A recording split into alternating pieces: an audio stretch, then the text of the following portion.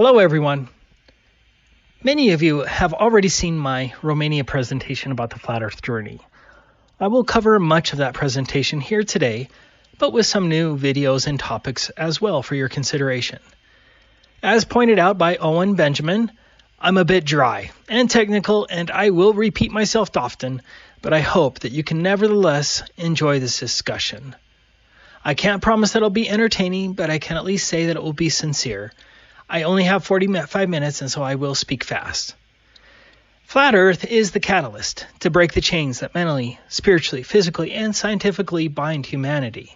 We Flat Earthers aren't anti-science. We Flat Earthers are unashamed truth addicts trying to free science from lies, faith-based, globe religious zealotry, and the heliocentric nonsense that has bound it for generations. Scholastically speaking, I'm a fairly educated person. I graduated from college magna cum laude, and I took astronomy in college. I have a master's and a Juris Doctorate.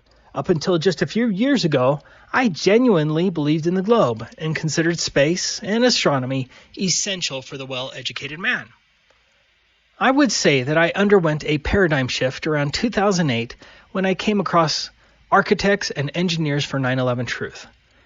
The symmetrical and freefall collapse of World Trade Center Building 7, which was not hit by an airplane, is 100% proof that our government lied to us, and that none of our institutions are there to expose or protect us from this vile conspiracy that stretches across and controls many nations. Steel-constructed skyscrapers cannot collapse from small office fires symmetrically and at freefall speeds. It's impossible. 9/11 proves that our government and its owners control the narrative, the media, the military, the police forces, and all other major institutions. Yes, the 9/11 conspiracy is indeed a frightening truth. Moreover, any supposed social contract we once had with our government ended on 9/11. The United States government was in the very least an accessory in this heinous crime, which was not only used as a pretext to murder millions, but also to deprive all Americans and future generations of liberty under the threat of a manufactured boogeyman. Despite my vehement distrust of the U.S. government, I somehow still considered NASA exempt from the corruption.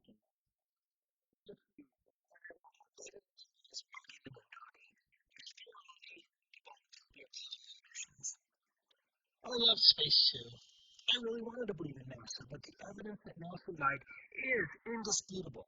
NASA is a criminal organization that steals $59 million per day under false pretense. Seriously, how can any intelligent person think that this is genuine footage of a spaceship in lunar orbit? NASA is a scam. In addition, any reverence I had for academia ended with wagging the moondoggy, as no major institution has ever pointed out the blatant lie. The lunar lander is a piece of junk made from curtain rods, aluminum foil, tar paper, scotch tape, some useless, space-looking abstract art sculptures, and some very poor construction. Does that really look like a spaceship to you? Look at the astronauts suspended by wires. The wires are visible throughout the Apollo missions. Look at the telltale signs of 1960s movie backdrops used throughout all of the Apollo missions. Research how the inverse square law of light and how that proves the moon landings were fake. Then around April 2015, I had a larger paradigm shift. A friend of mine and a fellow NASA moon landings debunker, who many of you know as Jibby Jedi, sent me an email to check out a video by Mark Sargent. I was highly skeptical, but I soon realized that there was enough substance to the Flat Earth that we needed a Socratic debate on the subject. Accordingly, I opened a debate on an internet forum where I invited Flat Earthers and Globe Earthers to present their best cases. At that time, I thought the Flat Earth was a government-controlled psyop to discredit moon landing debunkers, and I wanted to save my fellow truth seekers from the government psyop. Wow, was I wrong. The Flat Earth arguments were well-reasoned and substantial. Globe Earth arguments were circular, specious, and vacuous. I thought the globe advocates, whose numbers far outweighed the flat earthers, would destroy the flat earthers. But instead of presenting a strong case in favor of the official globe narrative, globe supporters relied on name-calling, fraudulent videos, feeble presuppositions, straw man arguments, conformity, and incessant appeals to authority. From the beginning, I heard the best case the globe had, and it was shockingly pathetic, and it still is. We already know that the evil cabal can get away with huge lies. 9/11, Gulf of Tonkin, and the phony moon landings prove that. But I want to talk to you about what I have termed institutionalized conformity. It is the top-down, systematic, institutional conditioning of humanity from cradle to grave, and it created the globe. Institutional conformity is founded on a blend of three elements: the knee-jerk Pavlovian response, group conformity, and the expert. These three elements have worked in tandem to force society into an unwitting love affair with the globe and space. Many of you are already familiar with the Pavlov's dogs experiment. Essentially, at the end of the 1800s, Ivan Pavlov was able to condition dogs to salivate every time a metronome was played. Pavlov did this by bringing out food while simultaneously playing a metronome. Only after a few repetitions, Pavlov removed the food, but the dogs would still salivate in response to just the sound stimulus. This is referred to as classic conditioning. Of course, we are not dogs, but to an extent, people can also be conditioned. Humanity has been conditioned to love space and the globe. That's a fact. You have seen the globe and other space images thousands of times in your life. In addition to loving space and the globe, you have been programmed to scoff at even the mere mention of the flat earth through unrelenting, repeated conditioning since childhood in schooling, media, and entertainment. Although the narrative is changing from Columbus to ancient Greece, I was taught in elementary school that everyone knew Columbus was going to fall off the edge. But the smart Columbus knew better than the stupid flat earthers, and Columbus proved it was a globe. Even MTV's rebellious channel always started with the U.S. government's Apollo mission to the moon. How rebellious is that? The programming has been unrelenting and everywhere. Public schooling and the grading system were instrumental in creating your inflated globe ego and that conditioned response. But here's a question for you. How do you know when you're having a conditioned Pavlovian response? A Pavlovian response isn't based on reason or intellect. Instead, it triggers a knee-jerk emotional response. It makes you upset or happy in some inexplicable manner. Hopefully, by recognizing that you are having a Pavlovian response, you can set aside the conditioning and instead use your intellect and reason to investigate the flat earth. Here's a hilarious television experiment that took place in a medical office. All of these people are actors except for the lady. Whenever the office buzzer rings, all of the actors stand up. Yes, I added the cartoon ball. It's like Pavlov's dogs, but here the group is establishing the norm. Understandably, the unaware lady quickly follows the group.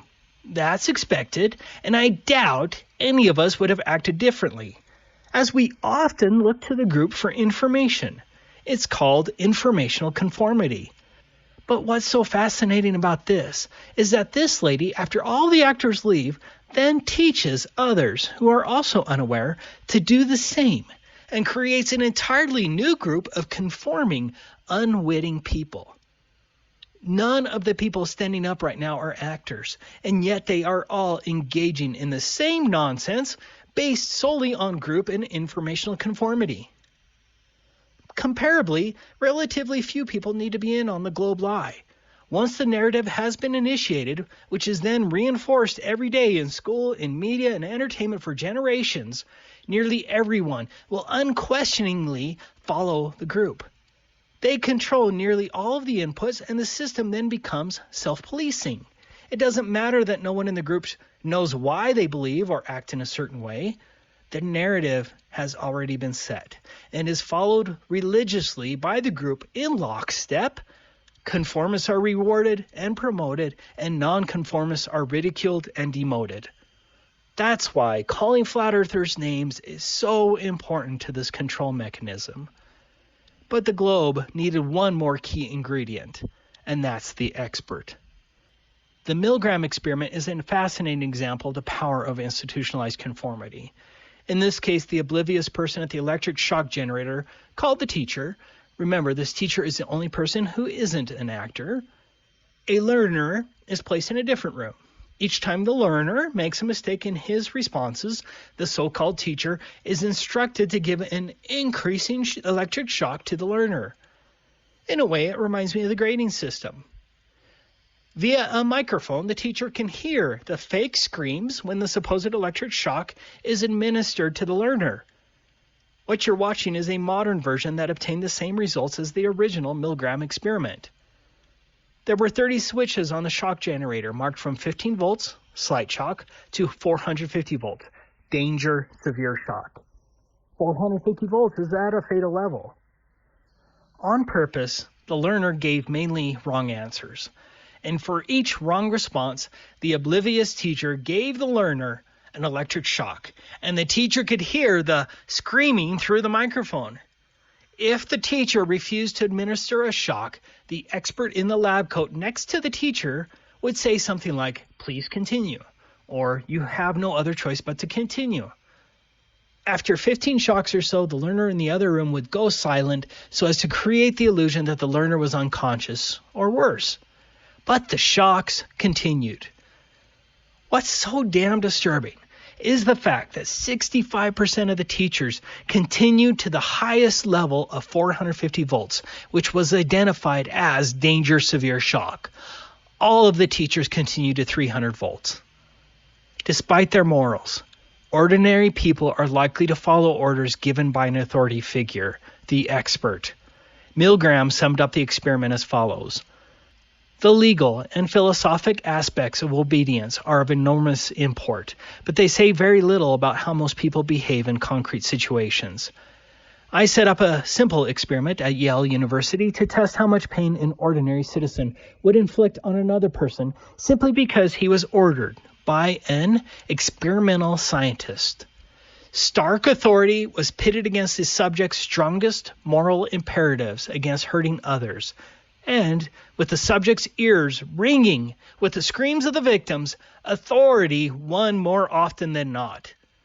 The extreme willingness of adults to go to almost any lengths on the command of an authority constitutes the chief finding of the study and the fact most urgently demanding explanation. Authority won more often than not. Remember that 65% of the participants thought they severely injured or killed the other person based only on the simple orders of the scientist with white coat. That's the power of the expert. And that's why the cabal has created so many celebrity experts like Einstein, Neil deGrasse Tyson, Bill Nye the Science Guy, Stephen Hawking, Elon Musk, and others. George Orwell spoke about the expert this way. It will be seen that my reasons for thinking that the earth is round are rather precarious ones. It does not rest on reasoning or on experiment, but on authority. Most people, if asked to prove that the earth is round, would not even bother to produce the rather weak arguments I have outlined above. They would start off by saying that everyone knows the earth to be round, and if pressed further, would become angry. This is a credulous age, and the burden of knowledge which we now have to carry is partly responsible.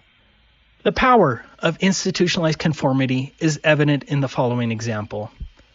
In this video, you can hear the child proclaim that the so-called space rocket is actually falling down, as it truly is. Just listen. It's 15. That's bad. It's doing good somewhere. Is it? Is that what always happens? Does it always go like that? Yep. It looks bad to me. It's in space. Or is it? Is that it? Yep. Yep, I think that's it. Rockets don't go to space. They arc and fall into the water, as you can see in numerous examples. The child gets it because he hasn't been programmed extensively enough to unquestioningly accept NASA. Instead, the adult won't allow himself to question his many years of space indoctrination, even though his eyes tell him otherwise. Here's from another video with a different child. The child keeps stating that the space shuttle rocket is going down, but the parent tries to explain it away as though the Earth is churning.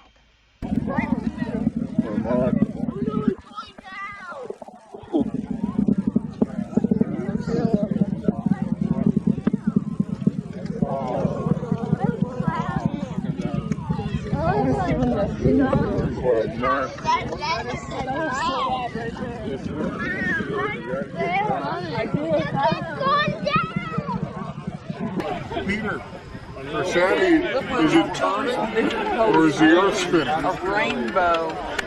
Sandy? It's not turning, the Earth is spinning. Sandy? That's going straight up, just the Earth is turning, a little bit away from it. Truly, the children were wiser than their parents, who refused to see the obvious. The children could easily recognize that the rocket is not going into space, but the parents would not allow themselves to question it. What do your eyes tell you? Just look at this space shuttle launch. Does any person here really think that this space shuttle is in space? It's laughable. Do you understand what I mean by institutionalized conformity and how powerful it is and how we need to be wary of it? I need you to set aside your Pavlovian response, your conditioning, your group conformity, your NASA and other proclaimed expert authority figures, and just use your intellect here today, as an objective, reasonable person should. Flat Earth is founded on observable, testable, and repeatable experiments that you can do yourself. Flat Earthers don't want group or informational conformity. We don't want you to appoint anyone as your expert. We want you to think for yourself and to test the flat Earth yourself, and then share your findings with the rest of us. That is the beauty of the flat Earth. Flat Earth usually begins with the globe curvature formula. At least that's where it started for me. According to the globe math, 8 inches per mile squared represents how much a distant object should be hidden below the horizon from a ground level view based on the official mathematical dimensions of the Earth, i.e. a ball Earth with a circumference of 24,901 miles.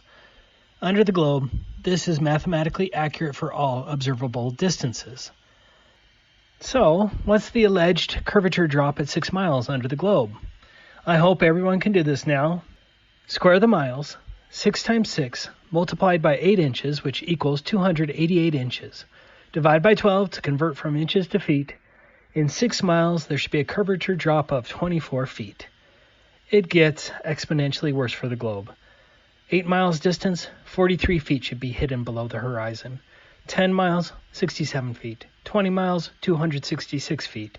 50 miles, 1,666 feet. 100 miles distance, 6,667 feet should be hidden below the horizon. This massive curvature drop should be seen and experienced every day, but it isn't. And I will show you many examples unquestionably proving this curvature does not exist. But let's first talk about the horizon. If you know my channel, then you probably already know that the horizon test is my favorite proof of the flat Earth. It is so easy and so overlooked.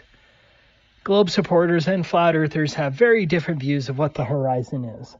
Under the globe model, the horizon is a concrete and tangible physical barrier demarcating the point when distant objects are obscured by the curvature. Under the globe, the horizon could theoretically appear closer due to haze, miraging, waves, and swells, but the horizon could never extend further than that mathematical, physical Earth curve edge. On the other hand, flat earthers correctly recognize that the horizon is not tangible, but a matter of perspective, and thus the horizon rises with the observer, an impossibility under the globe. The fact that railroad tracks meet at the horizon proves the horizon is a matter of perspective. Of course, haze and poor viewing conditions reduce the distance to the apparent horizon, but so long as we have a nice clear day without miraging, we can test the globe horizon and determine its veracity. The globe fails miserably. The distance to the globe physical horizon is roughly 1.225 times the square root of the height of the observer. But you can also use a calculator. This globe curvature calculator calculates both the distance to the horizon and the amount that should be hidden behind the alleged globe curvature. Both of these calculations can prove the flat Earth. You've probably seen the 8 inches per mile squared curvature chart many times, but here's a quick distance to the horizon chart to help you get familiar with the numbers. For example, a person standing on a shore at 6 feet above the water should not see a horizon beyond a mere 3 miles under the globe model. That's definitely measurable if there was such a globe horizon. All the observer needs to prove the flat Earth is a pair of binoculars. But here's a clip where National Geographic was less than honest with its viewers. In this clip, National Geographic stated that because of the curvature of the Earth, that 1.5 stripes are hidden behind the curvature. If you're intelligent, you already caught the problem. The horizon is beyond the flag. Therefore, absolutely none of the flag can be hidden behind an alleged curvature. That's impossible. I hope you understand that. National Geographic went to that lake to prove the curvature, but instead proved that National Geographic is a purveyor of disinformation, and there are so many more like them. But let's begin with a positive, easy to prove the flat Earth using the horizon. This was my wife's video. We're looking at some footage filmed by Wide Awake at an observation height of 2.3 feet. At an observation height of 2.3 feet, the distance to the horizon under the globe model would be a maximum distance of 1.86 miles. That is very short. We are looking at the Bayport Channel entrance light. It was 3.49 miles away from the observer. According to the curvature calculator, only 1.8 feet should be hidden. Not a big deal, right? But remember that the horizon was supposed to be only 1.86 miles away, and that rack is 3.49 miles away. Does the globe model work here? Of course it doesn't. And here's the reason why I love these horizon distance experiments. The presupposing globe propagandist will tell you that the image of the horizon has jumped the curvature and you're staring at a mirage. Why is that explanation ridiculous? Because the entire rack is still there. Refraction cannot remove the bulge of water in front of the rack and then move the bulge many miles further away without affecting the rack. The entire rack cannot be a mirage since only 1.8 feet should have been hidden. So the globe propagandist wants you to think that the rack stayed in place unaffected while the water bulge selectively disappeared and then reappeared miles further away. They not only want you to believe in bendy water, they want you to believe that this bendy water is magic. I know it's a strong delusion, but please open your eyes. But it gets worse. Here's footage of another rack called Cutter Rock that was 11.24 miles away from my friend. According to the curvature calculator, 59 feet should have been hidden behind the globe. The top light on Cutter Rock is only 16 feet high. You shouldn't see the light whatsoever. Already the globe model fails. But let's look at the horizon distance. You can't see the horizon in this footage, but then Wide Awake was clever and took a time-lapse photo of Cutter Rock with a higher exposure. Here's the photo. What is that? The horizon is beyond Cutter Rock. Remember, the horizon was supposed to only be a maximum distance of 1.86 miles, and this photograph shows a horizon beyond 11.24 miles. Ouch. Now that hurts the globe. Here's another example. For this observation, BMLS B69 was at an elevation of 105 feet above the water. At an observation height of 105 feet, the globe horizon would have to be closer than 12.6 miles. There are 3 oil platforms. The first one was 11 miles away, the second was 22 miles away, and the third was 26.4 miles away. Based on the official dimensions of the globe, the horizon line should be in front of the second platform. In fact, the second platform should be hidden by 59 feet. The third platform should be almost entirely hidden by 129 feet. As you can see with your own eyes, the horizon, which was supposed to be under 12.6 miles, is not only beyond the second platform, the horizon is beyond the third platform, further than 26.4 miles. We know that none of the third platform is obstructed by the curvature, as the horizon is beyond the platform. Are we to believe that the bulge of water selectively disappeared from in front of the second platform, where it was supposed to be hiding 59 feet, and then the bulge of water reappeared well beyond the third platform, and this disappearing and reappearing magic effect happened all without affecting the two platforms themselves? For this next test, BMLSB 69 brought his camera down to just 1 foot off of the water. At 1 foot, the distance to the horizon of the globe must be closer than 1.2 miles. There were two platforms visible.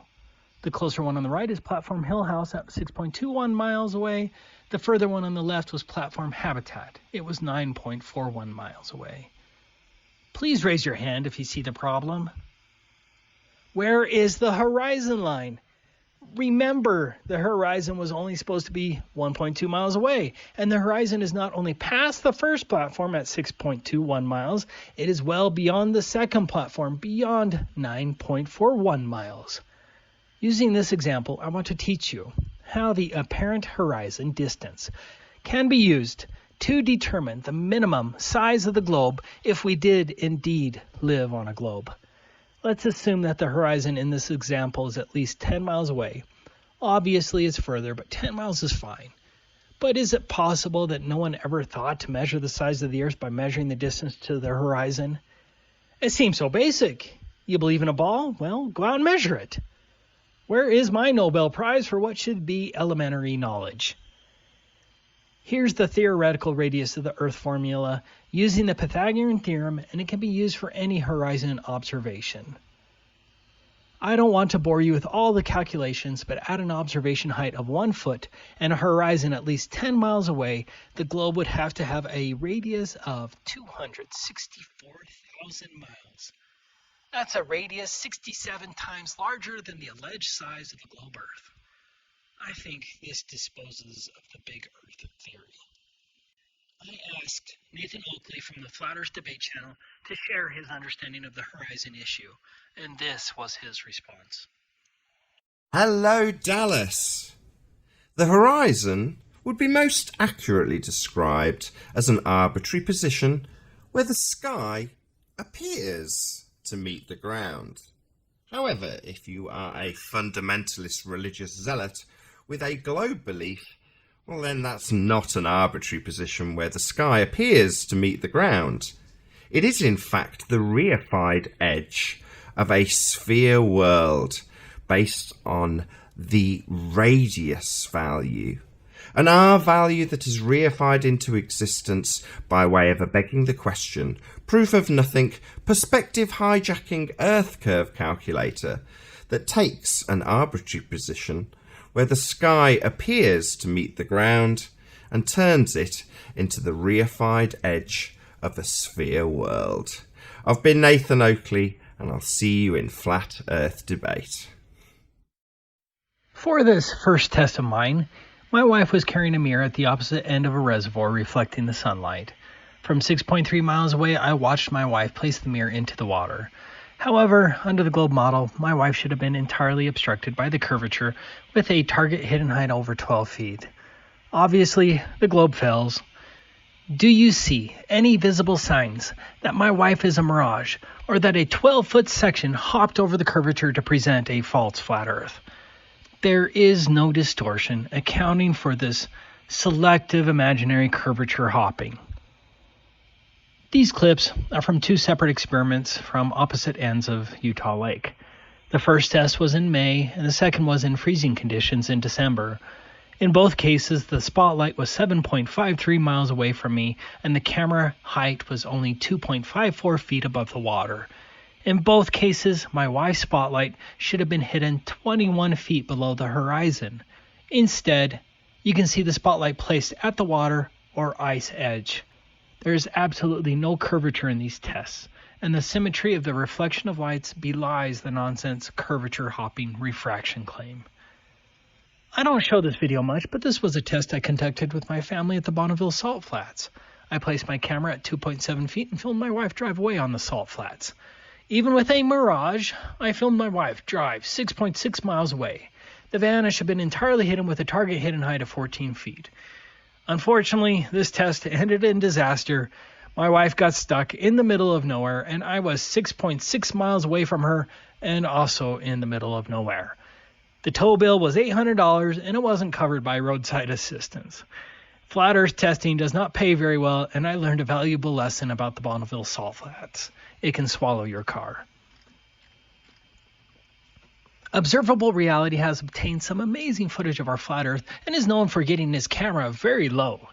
In this case, his camera was only 0.6 feet off of the water, and he filmed a dam 7.7 miles away.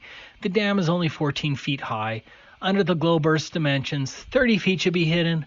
Obviously, the dam is visible, and the globe fails again to simple and repeatable experimentation that you can do yourself.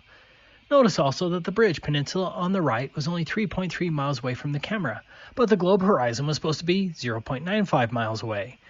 The horizon is well beyond 3.3 miles, again proving the globe false. The next two experiments were conducted by Flat Earth Reality Explorers in California. The mirror was 13.8 miles away from the camera, which was at a height of 5 feet. Under the globe model, 82 feet should have been hidden below the horizon. Obviously, nothing is missing behind a purported curvature.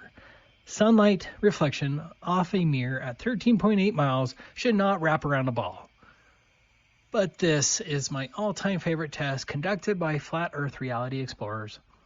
This mirror flash experiment was conducted at the Salton Sea at opposite sides at a whopping distance of 18 miles. As you can see here, they were able to see and film the reflection of the mirror that was 18 miles away from the camera. 155 feet should have been hidden. Under the globe model, you'd have to be standing on this 150-foot minaret to see a mirror flash at a distance of 18 miles. That experiment absolutely destroys the globe myth and should cause any thinking independent person to conduct their own investigation. This next laser test was conducted in Italy by Romanians. The distance was 9.4 miles, the laser height was 6.6 feet, and the camera height was 2 feet off of the water. 39 feet should be hidden behind the curvature, but the camera filmed the source of the laser at 6.6 feet above the water in defiance of the globe. This next test is from D. Marble. In this case, the person holding the laser was at 7 feet, shooting the laser at a distance of 10 miles. At 10 miles, under the globe model, the observer would have to be at a height of 30 feet in order to see the laser source. Instead, you can see the source of the laser at just inches above the water. For this test, Dr. John D., who has a PhD, confirmed with the laser that over a distance of 9.5 miles, there's absolutely no curvature. 39 feet should have been hidden under the globe model. Nothing was hidden. One of the common objections I hear is that all of these tests were conducted over water. Well, duh, water is flat and you don't have ground obstructions. But the next two tests by Grota 1 were conducted over ice. In this first test, Grota 1 drove a snowmobile 7.5 miles while he maintained a visual with the distant laser. Here's the laser from 7.5 miles away. This is over frozen, solid ice. Based on an adjusted laser height of 2.4 feet, over 21 feet should have been hidden. Instead, Grota 1 filmed the laser hitting his hand and on the ice at his feet.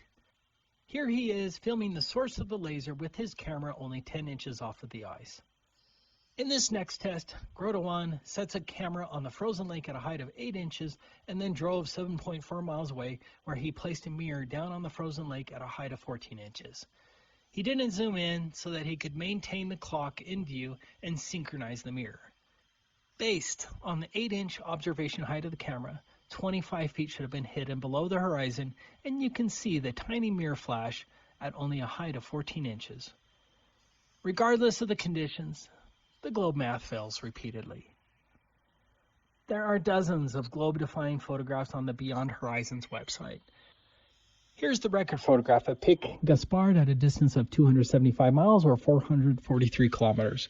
According to the Globe model, with an observation height of 9,272 feet, the very top of Pic Gaspard at 12,730 feet should have been hidden 3,772 feet below the horizon. That's the top. Here's another one. This photograph was taken at a distance of 254 miles at an elevation of 9,354 feet on top of Neufons. He photographed Tête de l'Estrop at sunrise. The peak has an elevation of 9,715 feet. Under the Globe math, 12,160 feet should have been hidden. Therefore, the top of the distant peak should have been 2,445 feet below the horizon. But this next photograph may dominate them all. This photograph was allegedly taken at a distance of 326 miles by YouTuber Nouvelle Géographie Planetaire. In this case, he photographed a lighthouse at 85 feet above the water. Under the Globe math, 43,848 feet should have been hidden. I just asked him the other day if he's certain that he filmed the lighthouse. He said he's very certain, but he'll get more evidence supporting the fact. There are hundreds of more observations and experiments. Just look at the distance of this ship in this clip from Finland by Velo 42. If you look closely, there's a huge ship that's further away and barely visible. The entire boat in the front should be hidden, and yet you can see the horizon beyond the boat. A huge impossibility for the Globe. Look at this photograph of this lighthouse, also in Finland. 76 feet should be hidden, and none of it is. Without question, we see too far. The Globe math doesn't hold up at all. Probably the main objection to the flat Earth is that NASA and other so-called space agencies have supposedly taken photos of Earth from space. If you have enough sense to realize that this was not a spaceship, that these actors did indeed hang from wires, and that this was not filmed on the moon, but on a Hollywood set in front of 1960s movie backdrops, then you already know that the Apollo pictures of the Earth from space are phony. Regardless, this is supposedly the last photograph from the Apollo missions taken in December 1972. When you look closely, you can tell it's a painting. I do want to thank Math Powerland for exposing NASA's use of hyper-realist space art. In this NASA article, NASA admitted that no photographs were taken of the Earth from space from 1972 until 2015, and that this 2002 blue marble image that you're looking at was created by NASA employee Robert Simon. Yes, this image is an admitted phony creation from Robert Simon. We gotta love Robert Simon, who brought us this gem. It is photoshopped, but it's has to be.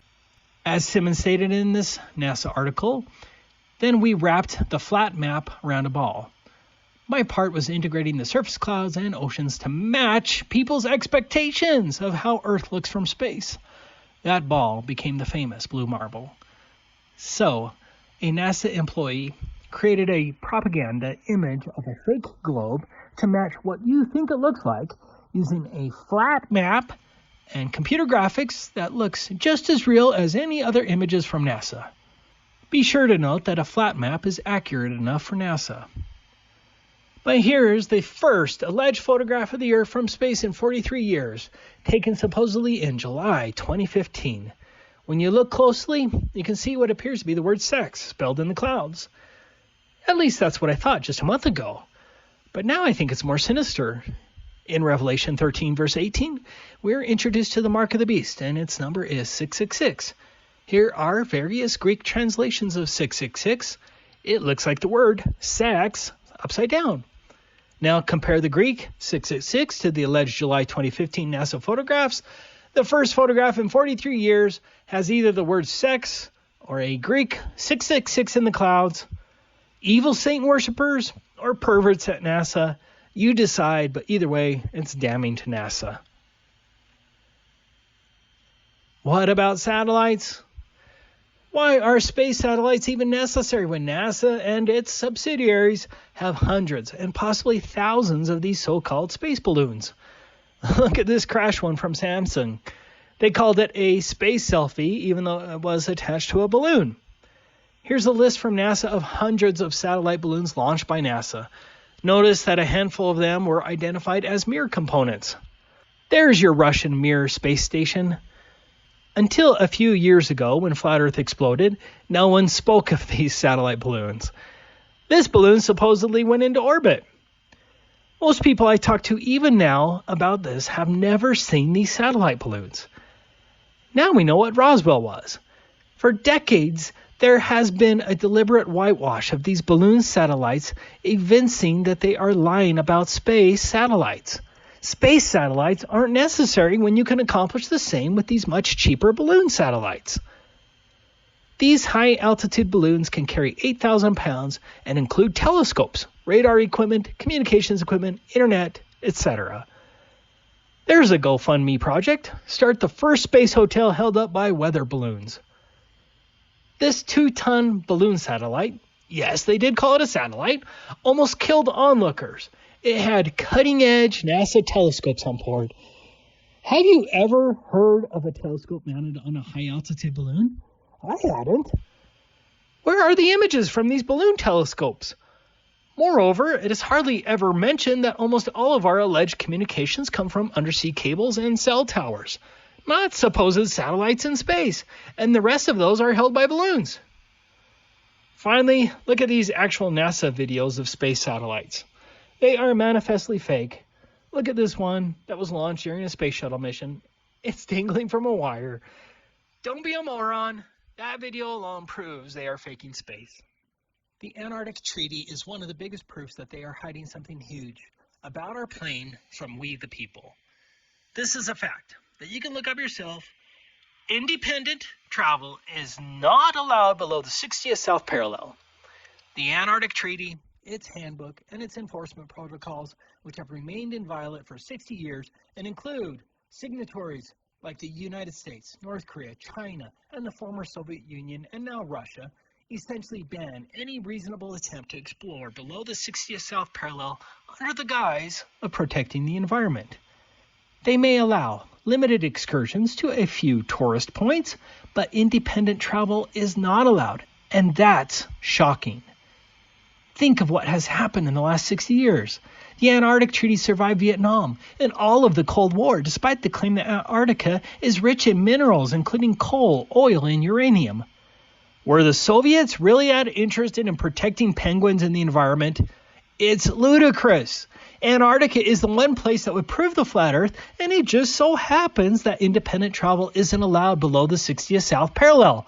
And all major nations agreed to this one principle of keeping you out.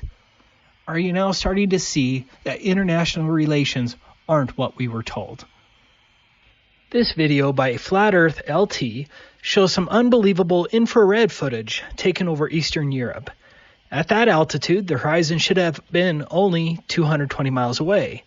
It appears as though Flat Earth LT was able to film across the Black Sea over a distance of 887 miles with a curvature hump that would be so substantial as to hide an object 56 miles tall.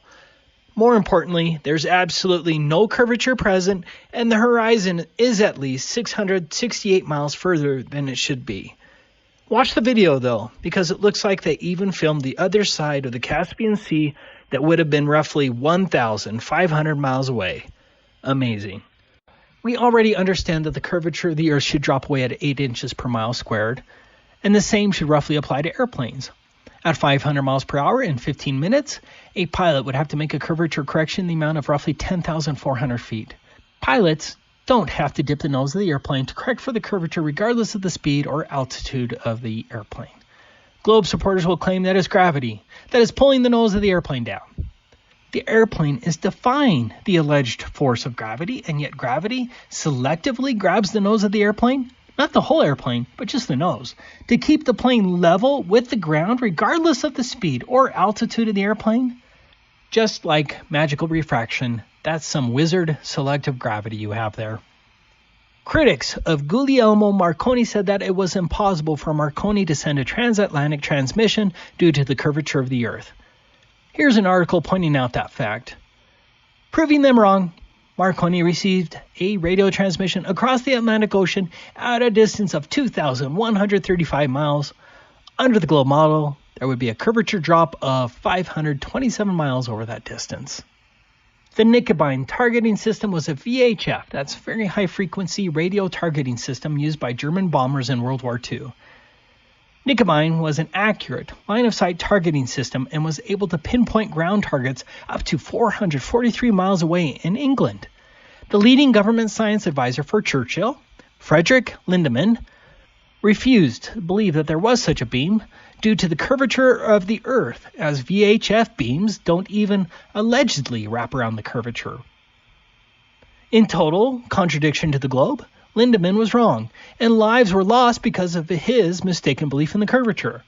The Nicobine system did exist, and the VHF line-of-sight targeting system would have been impossible on a globe. In order to make sense of Nicobine, Wikipedia claims that the VHF system remained within line of sight of the bombers. The claim is mathematically wrong. With a distance of 443 miles from Stolberg Hill, Germany, to Derby, England, 117,504 feet should have been hidden, and the German bombers only flew at 19,200 feet. At the equator, the ground is allegedly rotating at 1,037 miles per hour. Yet, Felix Baumgartner took a balloon up to 128,000 feet above the surface, and it took him 2.5 hours to get that high. So, if the ground is rotating at 1,037 miles per hour at the equator, then Felix Baumgartner should have landed in the Pacific Ocean. As you are aware, Felix didn't land in the Pacific Ocean. He actually landed 44 miles east of his launch site. That's against the supposed rotation and the wrong direction.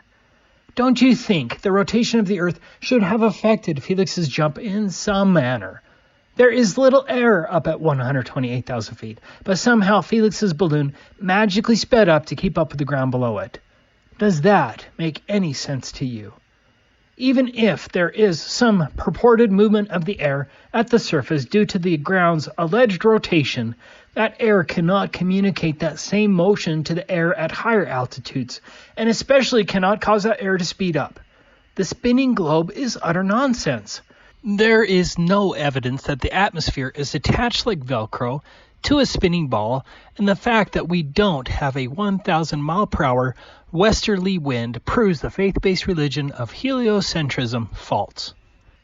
In addition to proving the Earth was stationary, Felix Baumgartner proved that the horizon does indeed rise with the observer, an impossibility under the globe which should have a fixed, decreasing, tangible horizon.